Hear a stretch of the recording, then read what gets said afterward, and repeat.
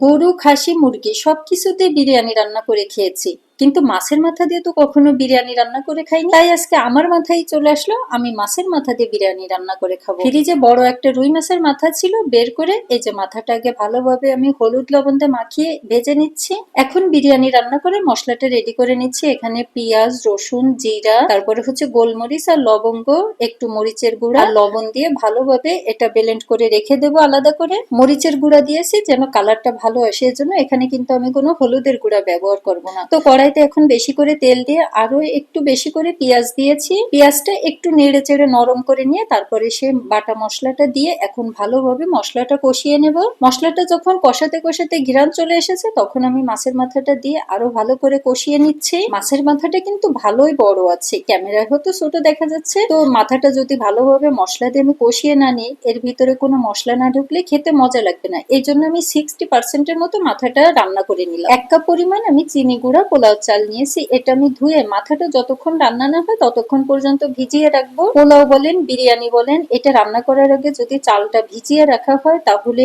ওই ভাতটাও অনেক ঝরঝরে হয় আর ভাতগুলো বেশ সরু সরু লম্বা লম্বা হয়। মাছের মাথাটা আমার যতটুকু রান্না করার দরকার ততটুকু আমি রান্না করে উঠিয়ে রেখে সেই মশলার ভিতরে পোলাও চালটা দিয়ে আরো আমি 5 মিনিট ভেজে নিলাম। এখানে তো আমি 1 কাপ পোলাও চাল নিয়েছিলাম আর 1 কাপ চালে 2 কাপ পানি দিলে ঠিক হয়, কিন্তু আমি 2.5 কাপ পানি দিয়েছি যে মাছের মাথাটা দিলে আবার কিন্তু পানিটা টেনে নেবে, তখন ভাতগুলো আবার চাল চাল থেকে যাবে, মানে ভাতটা প্রপারলি সিদ্ধ হবে না। মাশাআল্লাহ, এখানে রান্না করার সময় আমার নাকে এত সুন্দর একটা ঘ্রাণ আসছিল আর কালারটাও মাশাআল্লাহ খুবই সুন্দর লাগতেছে। এখন আমি কিছু কাঁচা পেঁয়াজ কুচি দিয়ে দিচ্ছি, 2টা কাঁচা মরিচ দিলাম। আর এখানে আমি আমের আচার ব্যবহার করতেছি, চাইলে জলপাইয়ের আচারও দেওয়া যাবে, কিন্তু আমার ঘরে আমের আচার আছে বলে আমি আমের আচারটা দিয়েছি। আচারটা দেওয়ার কারণ হচ্ছে কি, আমি বিরিয়ানিটা টক মিষ্টি ঝাল খাবো।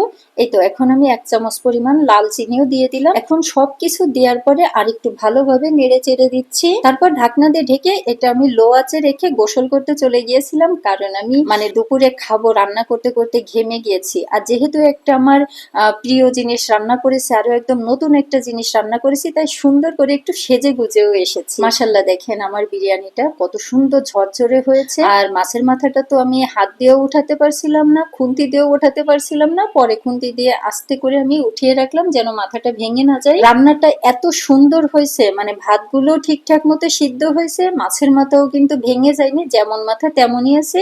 নাকের কাছে নিয়ে আবার একটু শুকে দেখলাম, টক মিষ্টি ঝালের একটা ঘ্রাণ আসছে। বিসমিল্লাহ বলে খাওয়া শুরু করলাম। কি বলবো, প্রথমবার গালে দিয়েই তো আমি নিজেই ফিদা হয়ে গেছি।